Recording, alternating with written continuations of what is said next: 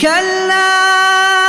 إنها لظى نزاعة للشوى تدعو من أدبر وتولى وجمع فأوعى إن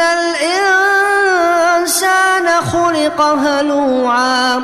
إذا مسه الشر جزوعا وإذا مسه الخير منوعا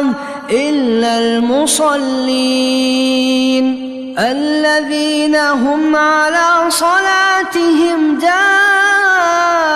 دائمون والذين في أموالهم حق معلوم للسائل